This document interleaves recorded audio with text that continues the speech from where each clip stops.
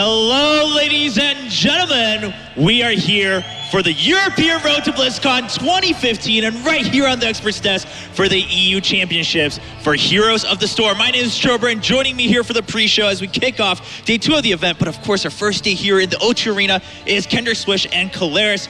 Gentlemen, how excited are you now that we're here with all the fans filing in? I'm incredibly excited, Strober. This is an awesome venue right here. We have a lot of viewers who has just come to witness some of the best Heroes of the Storm action that we can offer in Europe.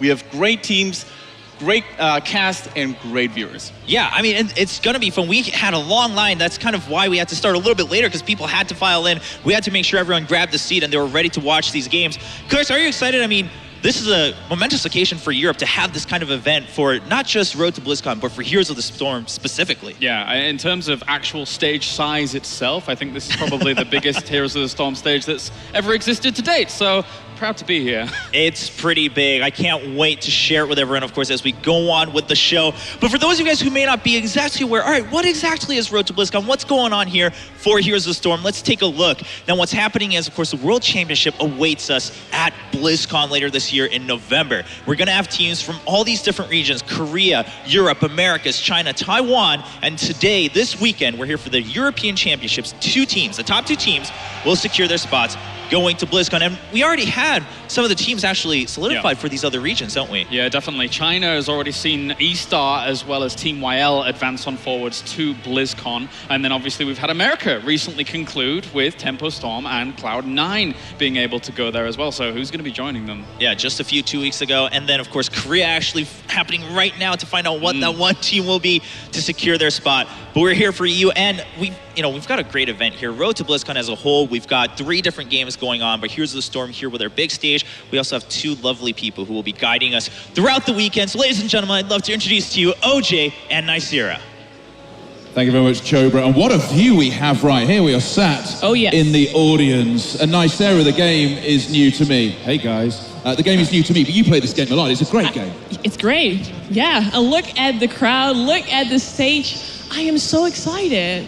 I can tell as well. And it is a great view here, looking at the big screens above us and the stage which will be revealed in the next 12 minutes and 38 seconds. When are you going to put an event on like this? What a place to put it. And what a setup we've got as well. Well, I have no words for it. I think that people have to see it for themselves and they will totally love it. So I'm ready for it. Are you ready? I am very much ready for it indeed. And for people who are new to the game as well, might be watching this pre-game right now, getting ready to see these teams fight it out on the road to BlizzCon in a few weeks' time. What can they expect? Great games. You can even play other games, but we're going for the heroes. And, well, lots of entertainment, I guess, as well. I think when the players play matches, it's going to be fun. Now, obviously, we're going to be here at the O2 in Prague for the next couple of days. What are you going to be doing? I'm going to interview people. I'm going to interview some players. We'll see. I want to know their stories. You want to get in there? Oh, yeah. Get the backstage details. I'm going to be getting my hype on in 11 minutes and 46 seconds. But right now, though, it's back to you, Chobes. Thank you very much, OJ. Yeah, so we've got 2 lovely people who will be bringing us the backstage stories, and of course, the story from the stage in the case of OJ. That's going to be a lot of fun. And like you said, hype, and like Nicira said, entertainment. That's why we're here, and also, of course, for the tournament itself. So again, to review, where are we for Europe? Kalaris and Kendrick Swish, we've been watching Europe, of course, go through those opens. Now we're here at the EU Championship. What happens here? I mean, the 2 teams, is it just top 2 teams and that's it? They go to BlizzCon? I mean, there's got to be a little more to it than that. Absolutely. So apparently the top 2 teams make it all the way to Anaheim, to the real world stage. Pretty cool. But even the other teams who don't get the chance to be on 1st or 2nd place, they get a little bit of compensation.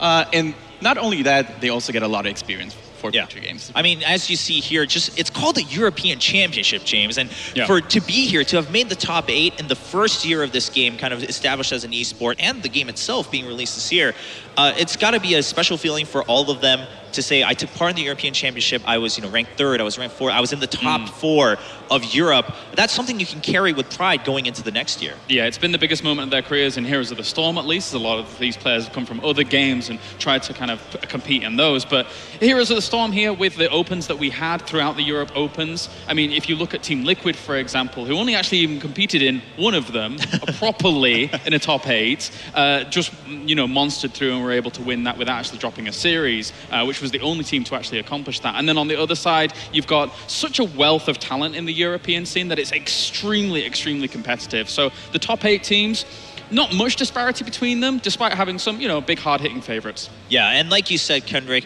everyone still gets something for reaching the top 8. We want to pay our respects to the people who put in the efforts and to put in the time to get here. So we'll take a look at the prize pool. Lots of money on the line for sure. And that's why the finals is going to matter. Sure, top 2 teams go to BlizzCon, but there is a big difference between getting $40,000 and $24,000. So you want that pride to be called the European champion, get that big prize pool. But even if you didn't make it in the top 4, we're like, hey, well, listen, you had a hard road in the summer getting to this point. You're still going to get something for your efforts, and that should be motivation enough to continue playing and trying again next year to make it to BlizzCon. I really look forward to, see which players stay, who stays in the same teams. I mean, I'm sure we're going to see some shuffles later on in the year or even beginning of next year. So that should be something to look forward to for sure. Now, moving forward then, we already had some matches happen, and we'll have a chance to actually talk to some of the other commentators who had casted alongside you, James, yesterday. But the games have already been fun, haven't they, Kendrick? They have an absolutely blast. And not only do we get to see some of the teams again, but we also get to see another one of those matches. It's basically a rematch from yesterday. So if people were watching the stream yesterday as well, the group stage, they're definitely going to see something really cool. Yeah, I mean, we've had a lot of fun moments yesterday, and I believe right now Nasir is out in the crowd with Grubby to tell us what he thought his highlights were from the day one's matches. Yeah, I'm here with Grubby, and there were some great matches yesterday. What was really the highlight? Well, we've got lots of great storylines developing here with the former domination team, Team Liquid, already showing that they are failing a little bit here and there, but they still can advance. We had the indomitable Dignitas, who has been winning a lot of tournaments recently and been doing so well. They have shown that they are not beyond error either. And Na'Vi is quickly nestling in as the would-be successor to the throne in Europe, having not dropped a single match yet. But of all the games that stood out the most, it was definitely Na'Vi versus Dignitas. The first game between them, which eventually propelled Na'Vi straight into the playoffs with a flawless record. It was on Blackheart's Bay, and they were making use of Falstad and the Butcher. It seemed like they would be going for the upgrade for the heroic abilities, Furnace Blast and Hinterland Blast, to do some massive burst damage. But they ended up picking Mighty Gust and Lamb to the Slaughter, and it created some really surprising plays for the commentators and for the opposing players as well. It worked together really well, the coordination was good, and the idea was really smart and deceptive. Okay, and what would you expect of today?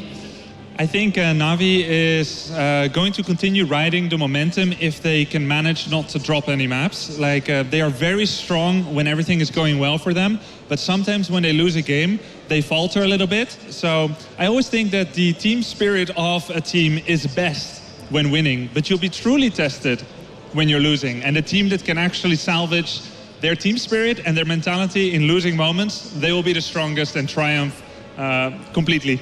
Okay, well, thank you, Grubby. Well, back to you, Cho. Thank you. So as Grubby said, we already saw some innovation coming in, things that you might not have expected. And I'd like to refresh everyone's minds on what exactly is the status of the tournament right now then. As we take a look at Group A's brackets, Group A started with a lot of big favorites, but again, that rematch you talked about earlier, Kendrick, it's going to happen today as the final decider match between Team Liquid and Dignitas. Was that a big surprise for Dignitas to have made it, kind of into that winner's match?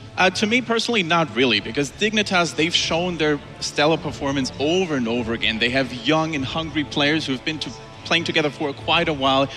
Bakery, Snitch, they all know each other for a very long time. And it's not surprising to me that they keep getting good results. Yeah, and on the other side, James, of course, Group B had their own favorites. And VP, of course, has kind of been a long-standing name here in the European Heroes of the Storm, but they actually didn't make it out of the group just yet. Roccat coming in and taking that first spot. Yeah, Roccat is kind of always this weird hit and miss. Every single time, though, they end up turning up to a tournament, they always somehow perform amazingly. We saw them through the Europe Open #3, somehow managed to clinch that insane win against Gamers 2 there and be able to push themselves forwards. And then, of course, in Group B, you still have Virtus Pro, a team that is a wild card when it comes to drafting, still alive there and trying to push on forwards. All right, well, only 5 minutes left until the live show starts, ladies and gentlemen. So what's up first here at the European Championships for Heroes of the Storm in the O2 Arena? Today, we kick it off with that rematch for Group A, the final match of Group A. It's between Team Liquid and Team Dignitas. And James, you'll be casting this match alongside Todd.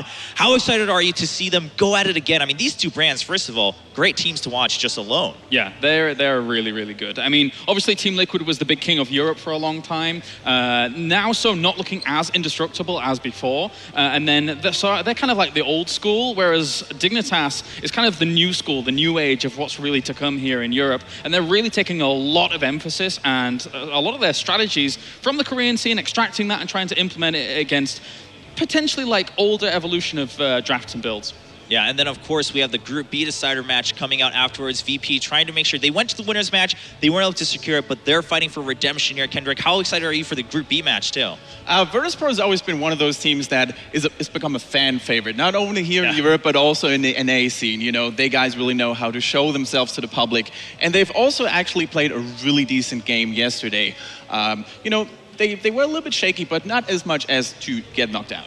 Yeah, and then, of course, following that, we're going to go right to the semifinals, ladies and gentlemen. So today, it's a packed day. We will have two best-of-fives awaiting us in the later half of the day. The first semifinal will be the one between Rocat and now the second place of Group A. And then the very last one, Na'Vi coming in to wrap up the day with us, and they will be awaiting who faces them from Group B in that second place match. So 4 matches, 2 best-of-3s, 2 best-of-5s, and then tomorrow, we just have to wait to find out who's actually the best. Today, we'll already know which teams go to BlizzCon. That's pretty crazy. That's really exciting. And then just to come back slightly from that, one thing that's extremely important for Europe right now is either Team Liquid or Team Dignitas are not going to BlizzCon. That is a big, big factor here because they are seen as 2 of the best 3 in Europe right now.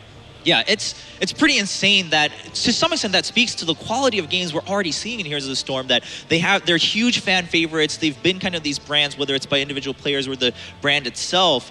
And now we're at a point where it's like, well, okay, well, it's not that surprising that Na'Vi's made it into the semifinals, but we're not going to see one of those 2 teams in the semifinals, let alone BlizzCon.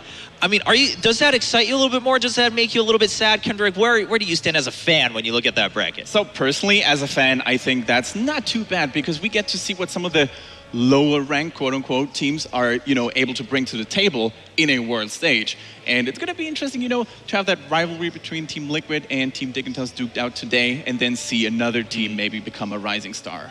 Oh, maybe. I mean, this is a weekend where you have to prove yourself. Even if you've been, you know, like Team Liquid, they've been a dominant force for a long time, but if you can't prove yourself when you get to be called the champions, I don't know. It's not like that rivalry's entirely old or anything like that. It's quite a new rivalry between Team Dignitas and Team Liquid. And one thing that was very important that actually Bakery mentioned during that Europe Open was the fact that their team was completely built around the idea of knocking Team Liquid off the top spot.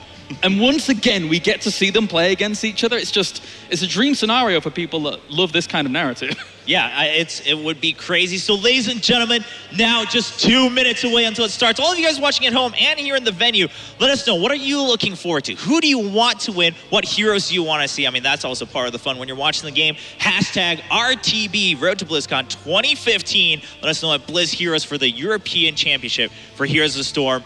Not much time left, gentlemen. Are you excited, James, to jump in? Very much so. I cannot wait to cast Team Liquid versus Dignitas again. I'm really looking forward to that match. I'm really glad we have that storyline already. What about you, Kendrick Swish? I couldn't add more. I mean, this is pure excitement. A young team against a veteran team, so to speak. It couldn't get any more exciting. All right. Well, ladies and gentlemen, here in the O2 Arena in Prague, I hope you're ready to watch some Heroes of the Storm. And all of you at home, in Europe, and of course, all around the world, let's find out which 2 teams will be heading to BlizzCon for Heroes.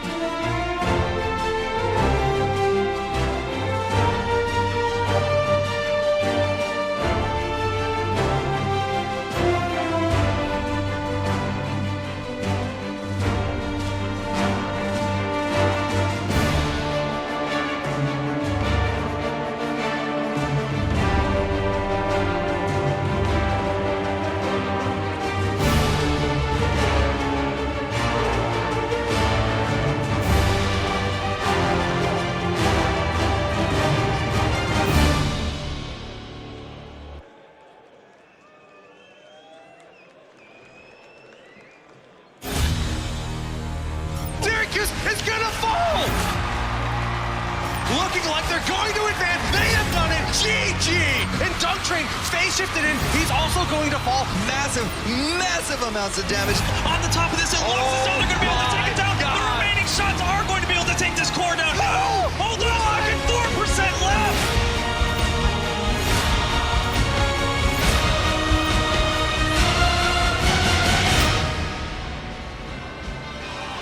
So hello and welcome along to the European Road to BlizzCon 2015. And if you're going to have a tournament of this significance, why not have it in an arena that is as amazing as the O2? And if you're going to do that, then put it in a city as bombastic as Prague. Now, if you are new to Heroes of the Storm, you have chosen the tournament to get involved, because over the next 2 days, two of the best teams in the world that are playing here are looking to get a spot at BlizzCon in a few weeks' time. They will be playing for the World Championship, but that is in the future. Right now, we have teams fighting out for a sizable purse and the title of European champions, and the bragging rights and the fact that they will be the big dogs. So, the first match for you, and I don't want to overhype this, it is an absolute doozy. It is going to be amazing. They've met already in this tournament. The last game was great. So, will there be revenge, or will the lineup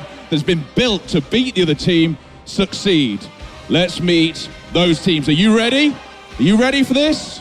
Please welcome the first team on stage, Team Dignitas!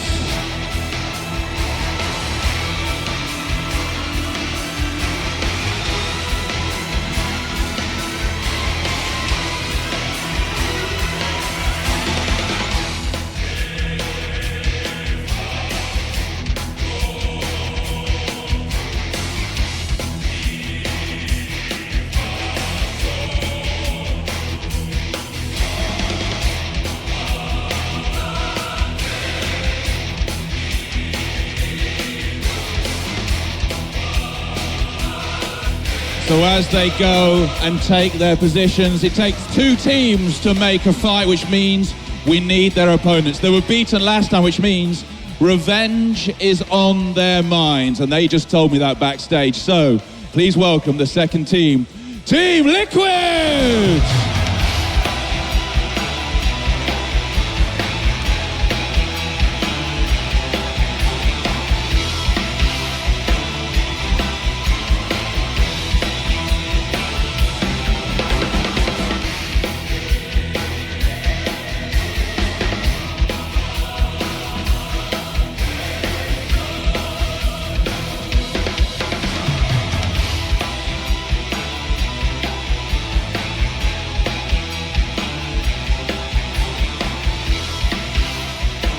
So there we go, we have our two teams to get themselves ready for the first match of this first day of the Road to BlizzCon here at the O2. One of the best two teams in Europe, arguably, will not be making it any further. So this is the point where I need you to be loud, because we need to get this thing hyped.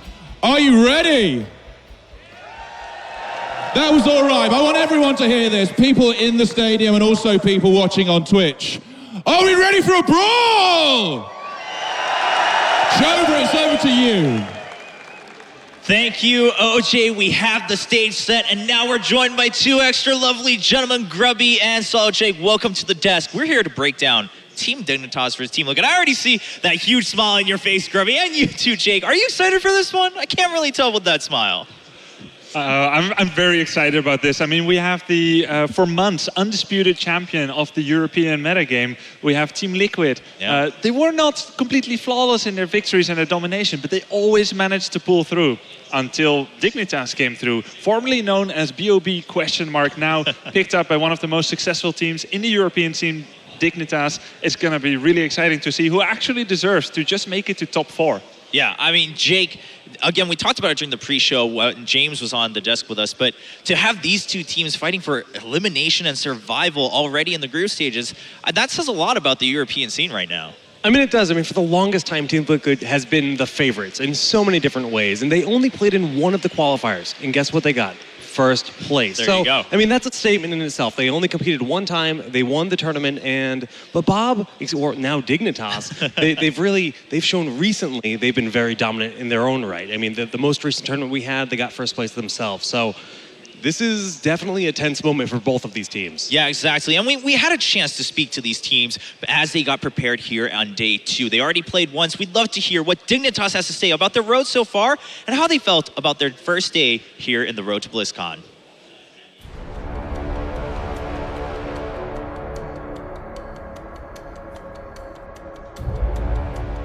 First game was against Team Liquid. It was a pretty close series. They did some really nice things with the rotations, but we were able to take them down 2-1. That put us in the winners match against Navi, and they really showed up, and they crushed us quite easily.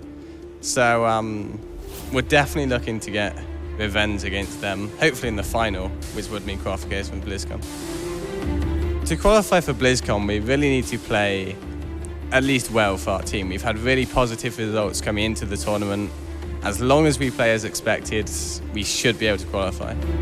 I would absolutely love to go to BlizzCon. I'm really excited to show the strength of our team against the other top teams from other regions, especially Korea. I really want to play MVP Black and specifically Merryday, the support player.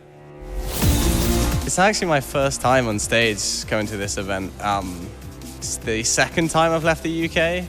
I'm actually really excited to finally get on stage and play in front of a big crowd.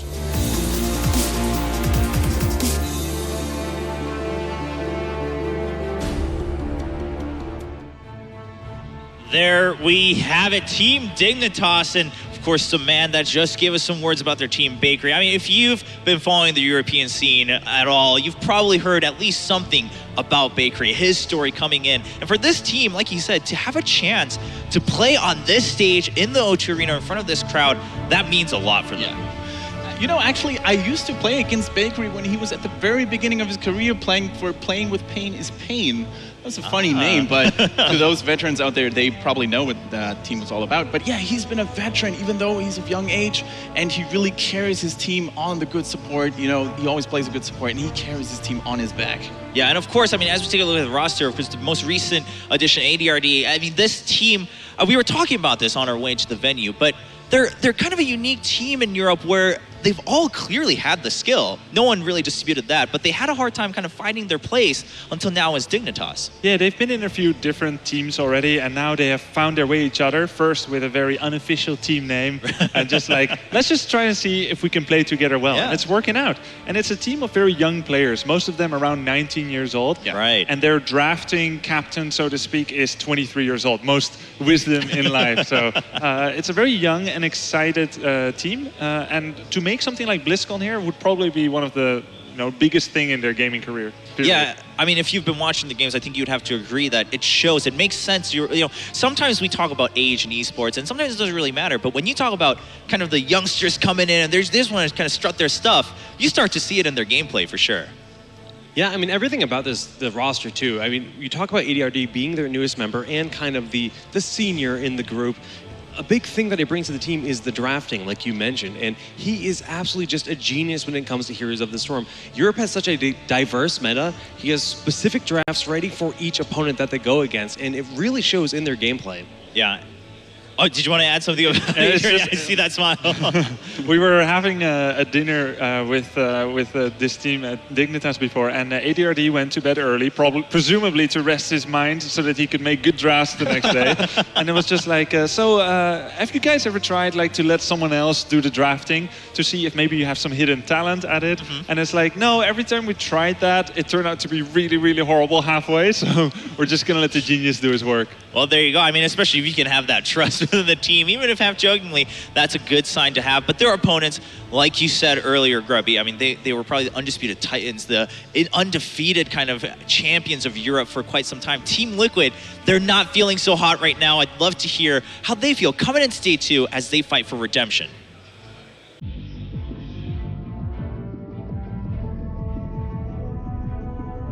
The special thing that we have is that we usually train more than the rest.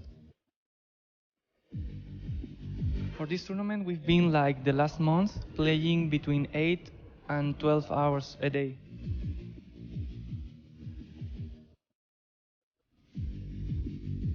So to qualify for BlizzCon, the most important thing that we have to do is try to do not sleep on early game, and if we can make that, we will probably win every single game.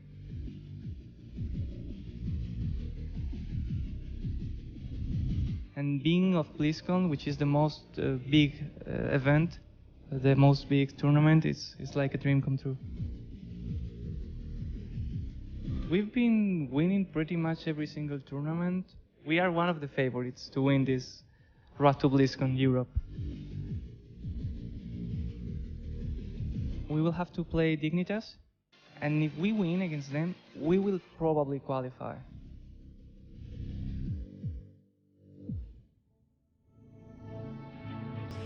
So Team Liquid, of course, some names kind of long-standing in esports as a whole, but even as a brand, not just in Heroes of the Storm, but as a whole, and now even in Heroes of the Storm, they've been around for quite some time, and they used to dominate, but now not so much. Grubby, why do you think that is? I mean, where did things fall off?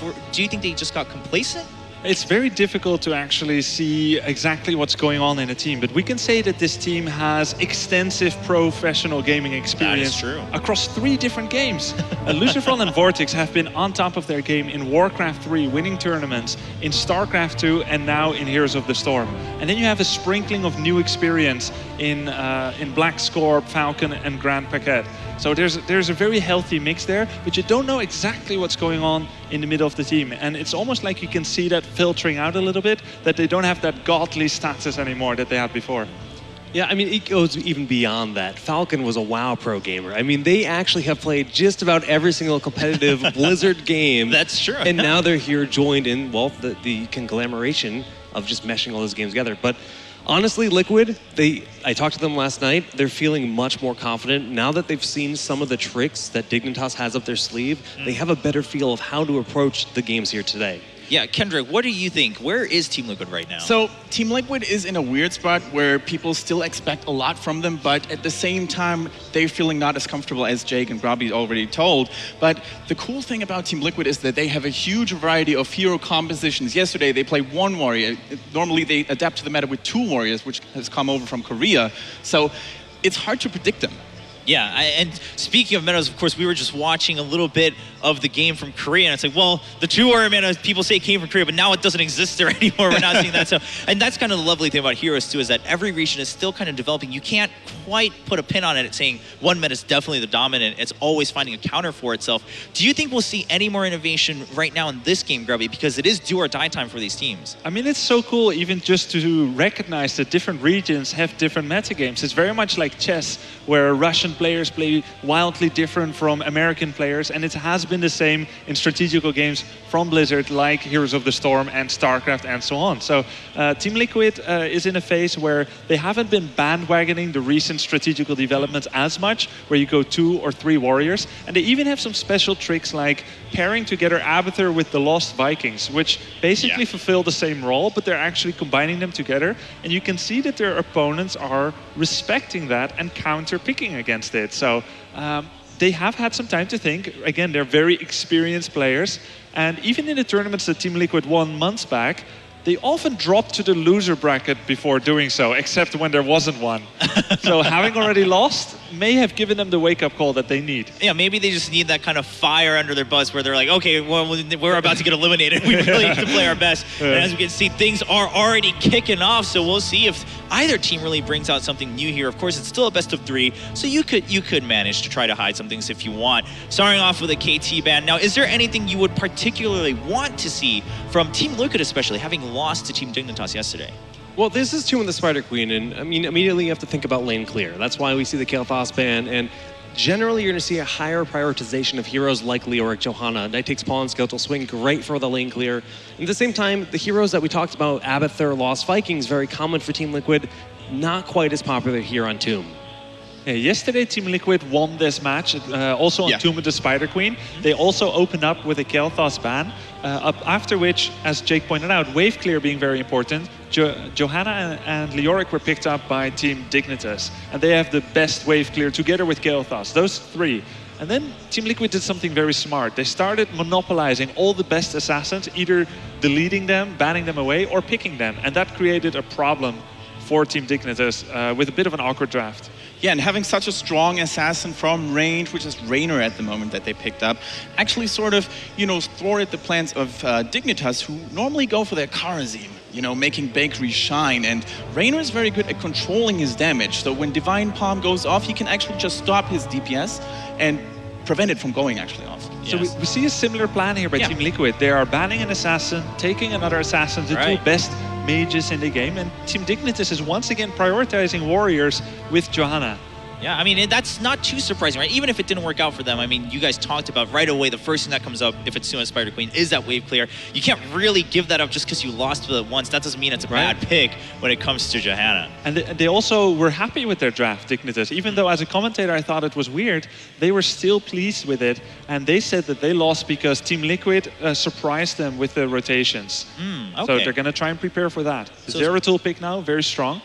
Yeah, now, what do you think that says? I mean, not prioritizing just going right ahead with Johanna and Leoric. Do you think Team Dignitas still wants to kind of feel out if Team Liquid has anything else, or is it just too early till it's like, I mean, Zeratul's obviously not a bad assassin, so why not pick him up in the first phase? Well, it's got the double victory of course, denying that from Black Scorp. I mean, he is easily one of the best Zeratuls out there globally, so taking that away is a big deal, and it's going to force him into a warrior role. If he doesn't get Zeratul or Illidan, it's more common to see him playing something like Leoric or one of those warriors.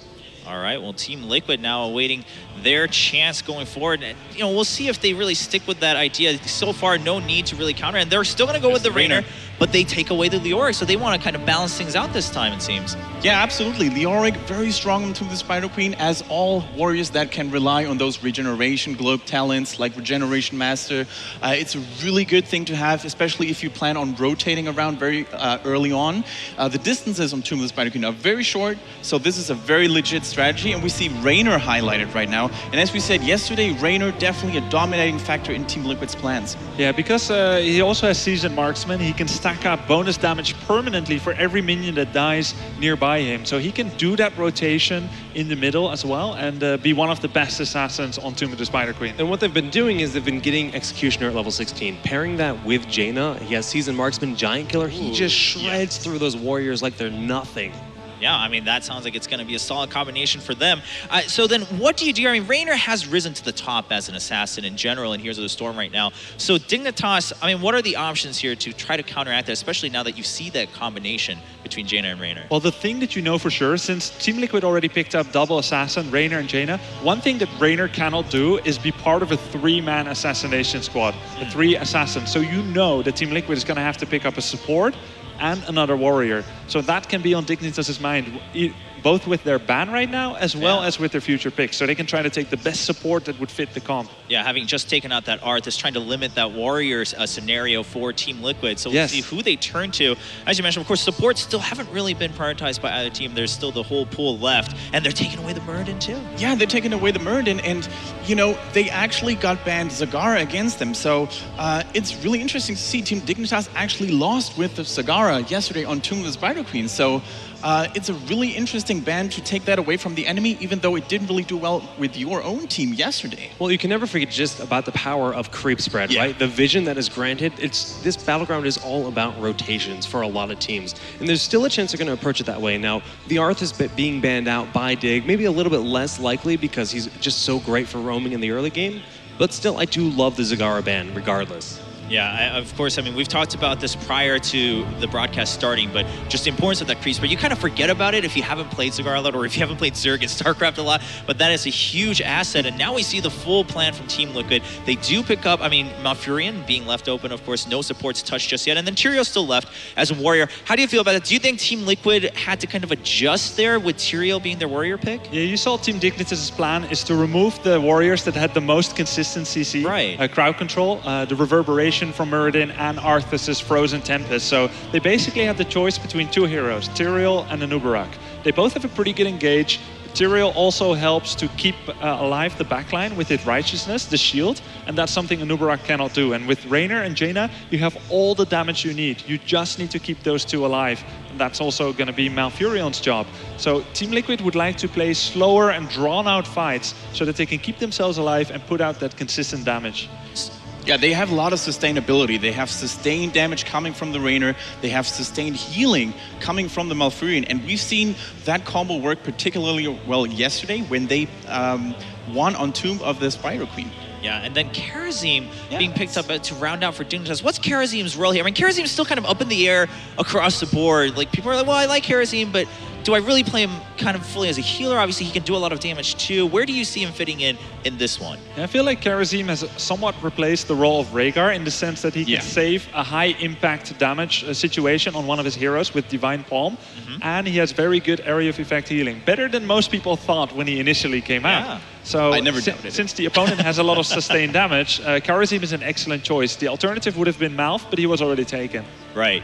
And honestly, I mean, if there's any team that's running Karazim really effectively in Europe, it's definitely Dignitas. I mean, Bakery is an absolute monster with those palms, getting that last moment in there. And he does still have the threat of running the 7-sided strike if they do go for a heavy warrior composition that is definitely going to be on the table for the team. So just having a hero with versatile heroics like that gives you so many options. Okay, so then now going back to Team Liquid's composition, sure, maybe they had to adjust a little bit with the Tyrael because they had the Arthas and Muradin taken away. But like you said, I mean, Tyrael still fits the bill a little bit. What's the biggest worry here against Dignitas' composition in terms of playstyle once we jump into the battleground? So I think one thing that Liquid can't really afford is to let Rainer die very often because he needs to farm those season marksman stacks, and he's not the most mobile hero. So whoever plays Rainer for Team Liquid, he really has to make sure that he's not overstepping his boundaries, not overextending, and play safe and get those stacks. Okay. Yeah, I think Kendrick hit the nail on the head. The big question here that they have to answer, do we dare to do a 5 versus 5 in the middle? Yeah, right. Like, do we dare to do a 4 versus 4 man rotation? Because Rainer would like to roam, but can he? So we need to now think about, and I'm not exactly sure yet, who has the better early game composition? Oh, okay. I mean, Jake, what do you think? Based on the comp so far, I actually do prefer the composition out of Dignitas a little bit better for the early game, except for Karazim. He's very much a late game healer. I mean, till he has Echo of Heaven and Circle of Healing, or Circle of Life, excuse me, he doesn't really have that same oomph to him. So their sustain in the early game is quite low, and even just poking away with Rainer and Jaina, force them to tap the well early in the matches, could deny a lot of gems, which, of course, if you don't get the turn-ins and your opponents do, that's going to propel their experience ahead. And I think that's got to be the strategy for Team Liquid. Just control the objective. All right, well, ladies and gentlemen, the draft is set, the stage is set. These teams are ready to start their best of 3 to find out who stays alive here at the European Road to BlizzCon 2015. Who will go on to the semifinals, make the top 4 at the European Championship? Let's find out in the game with our commentators, Kalaris and Todd. It's time to get into the rematch here for Team Liquid versus Team Dignitas. As in the previous iteration, we saw Dignitas being able to be victorious 2-1. And the thing about all of this is, on Tomb of the Spider Queen, to start things off, this is where Team Liquid was able to pick up their first victory against Dignitas. And will it be a repeat case? I really like what you mentioned, actually, on the panel earlier, where these two teams, they're definitely very high up there in the European scene. They're definitely supposed to be at least top 3, and now they meet in the elimination match. That means one of them is gonna go out. So I feel like it's pretty open, you know. I feel like there's a good chance Liquid can get their revenge here if they show up on their A game, and they're gonna need nothing else against the Dignitas that's on fire. Of course, this game will be played here to start things on Tomb of the Spider Queen. It's a map with 3 lanes, and the aim of the game here is to collect gems and push on forward to summon those web weavers. Not only that, but of course, there are 4 mercenary caps listed across the map with 2 bruisers in the middle, 1 easy towards the bottom, and the boss up towards the top. Once you're able to kill your opponent's heroes or gather the gems from the minions that spawn in the waves, you can then summon the web weavers to push the lanes for you. And something that's interesting that we saw in the previous game between these two is that they did manage to take Zagara to Team Dignitas, but they didn't seem to have the amount of damage necessary to kill off their opponents, only having the extra lockdown. Now with that being almost substituted out here for Nazeebo, is that going to help Dignitas a little bit against Team Liquid? Possibly. The thing is, as soon as Nazeebo was picked, there was a reactionary pick here from Team Liquid, the TRL, that can interrupt the Ravenous Spirit. So there's going to be a very interesting dynamic here going into this game in terms of heroics and which ones are picked. Even Jaina, for example, since there is so many melee heroes on Team Dignitas, it's 4 in total. Does Jaina go for Ring of Frost rather than Water Elemental? There is a lot of interesting things like this that we might see change. And TRL all alike, he can wait until Nazeebo potentially goes for Gargantuan, and then he can go for sanctification, possibly. All right, well, let's get into it. Game number 1 here for the European Road to BlizzCon Day 1, as we have spawning to the left-hand side. It will be Team Dignitas with Snitch on Zeratul. Athero is going to be on Muradin. Zarmani is on Johanna. Bakery is on Karazim. And ADRD is going to be playing Nazeebo. And then over to the right-hand side, we have Team Liquid. Ever the menace here in the European scene, as we have Grand Paquette going to be playing Malfurion. Vortex is going to be on Reyna. Lucifron is going to be on Leoric, by the looks of things. We have Black Scorp on Tyrael. And finally, Falcon will be playing Valor. Or Jaina, even, I should say. Liquid here, they were thinking about going towards these turning points here towards the middle to try and see who's there, but they're just gonna pull back here, I think, for now. Block a little bit those minions to try and delay that time where they finally reach here, that middle position, just to kind of throw off Team Dignitas here, possibly. Yeah, and they're just kind of juke and jive here for the moment. As you noticing, is that the middle lane always converges quicker towards one another, so that is why they're fighting in the middle. Also, maybe the opportunity for a pick-off here and there. Not too easy to be able to grab that, though. Yeah, and from there, we're going to be seeing a lot of rotations. Our panel touched on that. This is a map where rotations can happen so fast, where they're going to be detrimental here to being victorious or not. Already getting the better end of that 4-man rotation there, just getting some damage done on towards Lucifron. Not too bad. It's about kind of disrupting the flow of this. If you can, then you can shut down how much extra Reyna's going to be able to get later on. And it's important because he is a tank killer if he's able to build up good stacks and then eventually get on towards Giant Killer later on with the talents. A dynamic has already been set up here in this game. It's going to be between the middle and top lane here, that both of these teams are going to be rotating the whole time, trying to take out those minions as quickly as possible. And so far, nobody got caught, no major mistake was made. A few heroes lost a bunch of hit points, in particular Muradin, all TRL, but I think both teams, they're just going to try and wait for somebody to be out of position, wait for a mistake to punish. Yeah, not crazy disparities in the talents either here at all. Just very, very usual talents picked at level 1 here. Nothing too crazy. And for now, they're just playing out this slowly, starting things off. One thing that's important about these rotations is that you have good control of the top shrine, importantly, to try and turn in there. Yeah. And also towards the bottom, the tank versus tank wars that are going on down there. It's not too much of a big difference as to if anybody's going to be able to get the turn in down there. Yeah, usually not. Like, if you pay attention, it's one-on-one, like, whoever is there with you leaves, you just kind of check the turning point and you make sure he cannot actually turn in. It's going to come down to potentially having to fight before even going for the first turn in, which can be important, but doesn't always necessarily mean that you're going to pull very far ahead, because usually, you know, if the opponent can hang in there, they defend properly, then they can get their own turn in, and it turns out to be better over the long run.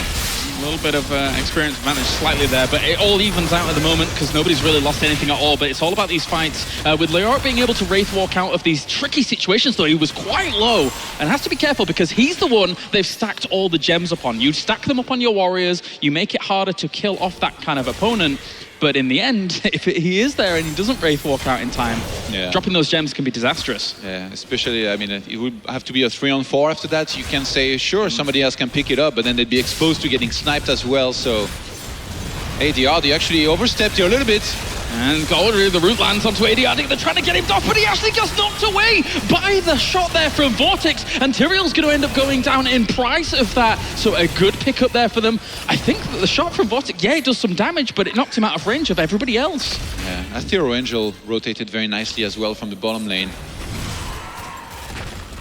ADRD with a very uncharacteristic mistake here. Was a little bit out of position, got caught, and ended up dying. Well, that's first blood in essence. Well, not really first blood, but as all this goes down, they're still just trying to delay it out here. The interesting thing I've got to reiterate about Team Dignitas' comp is that they do have more damage here. They were focusing in the previous game on Tomb of the Spider Queen on lockdown with Zeratul and also Zagara. Obviously that was banned here, but Nazeebo is a very, very good choice, especially with that zombie wall. Reyna's going to end up falling. A brilliant little kill there. Black Scorp might pay for it. He should have Eldrune's Might eventually to be able to get himself out of this situation, but great body blocks there from Snitch. Wow. He didn't have Eldrune's Might, and that's another kill going over to Team Dignitas. Body blocks have been absolutely insane here, and Dignitas being able to capitalize here on the Reyna being out of position and even getting another kill just right behind is just really good play here out of them.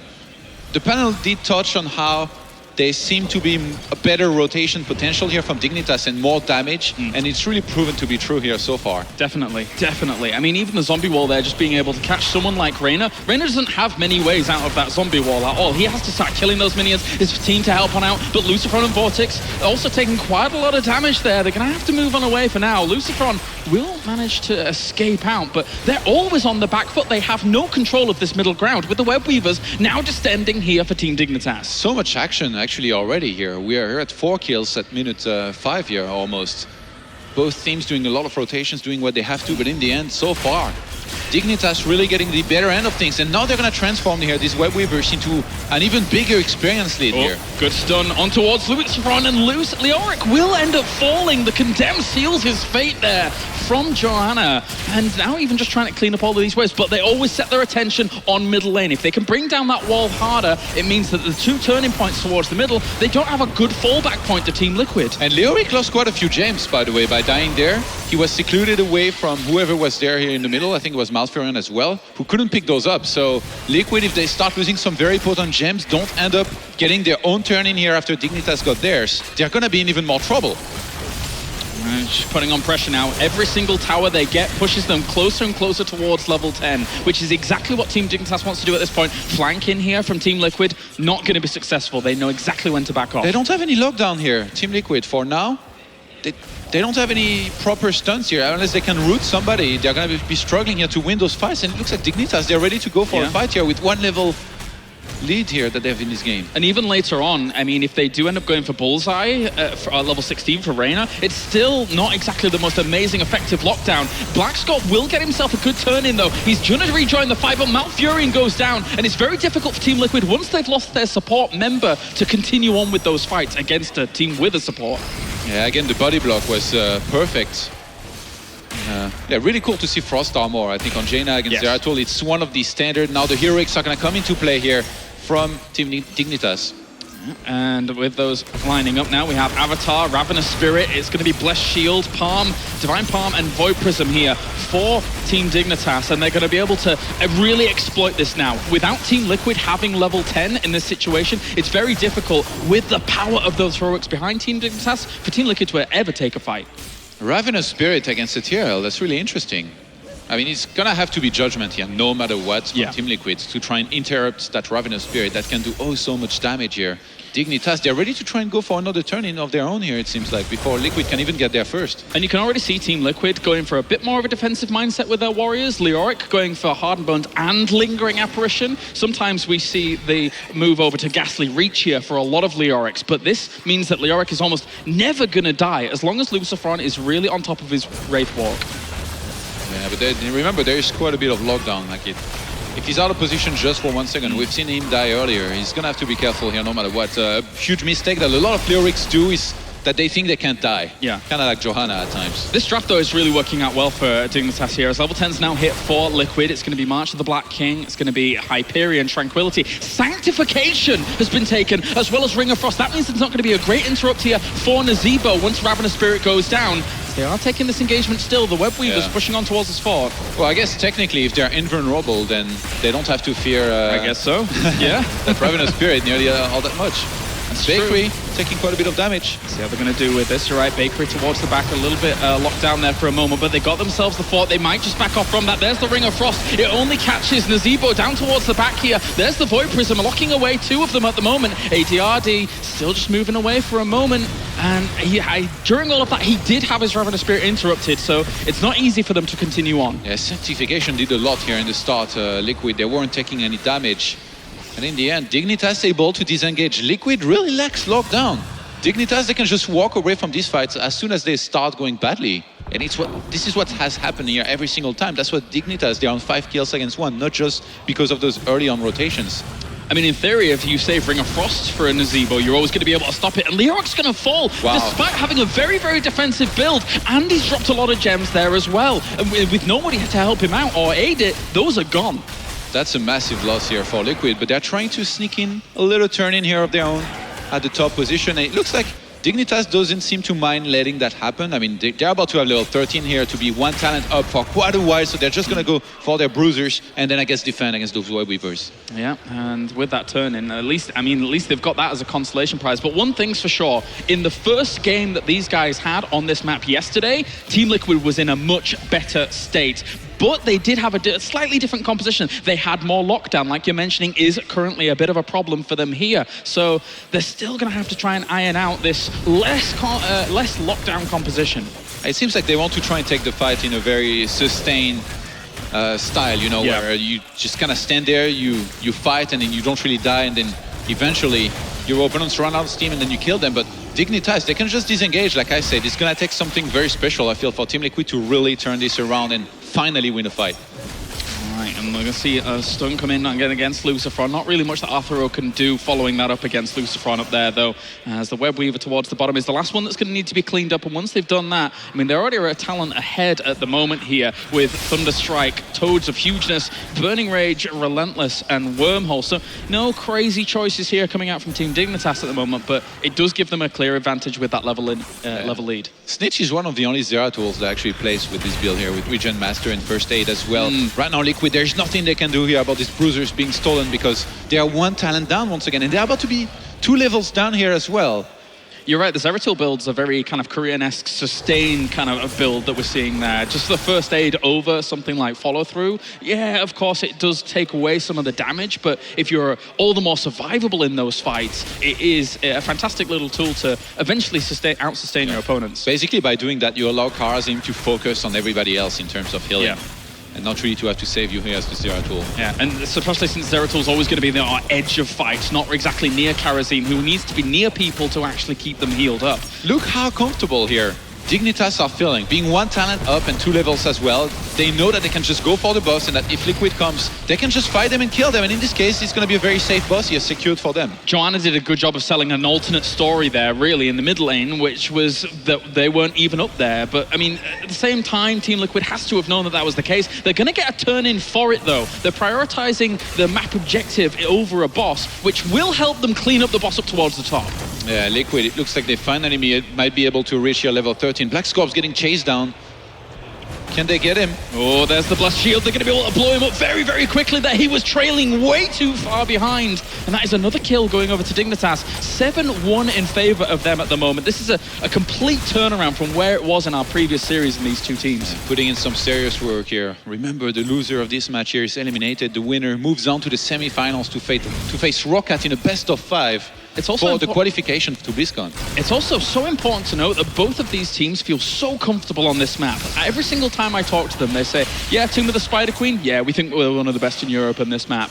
And looking at it, it's so back and forth between the two series specifically. I mean, Dignitas is really running away with the second one.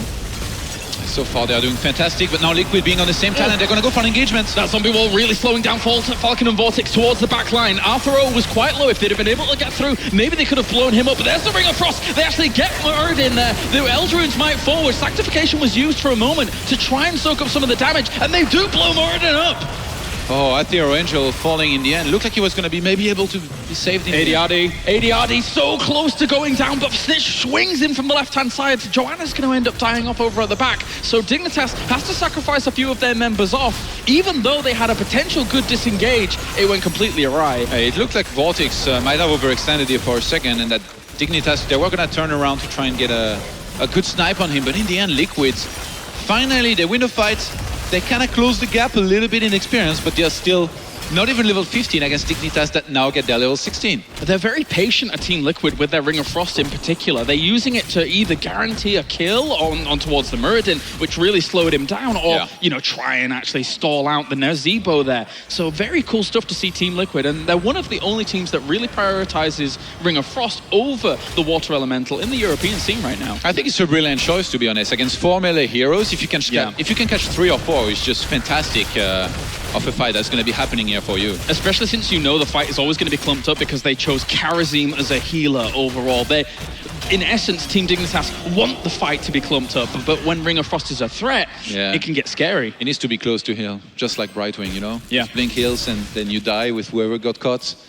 Good times. Exactly. That's why you get yourself the Relentless at level 13. That's why you save your second charge of Radiant Dash here for Bakery, but it's not saved them in the past 2 fights or so.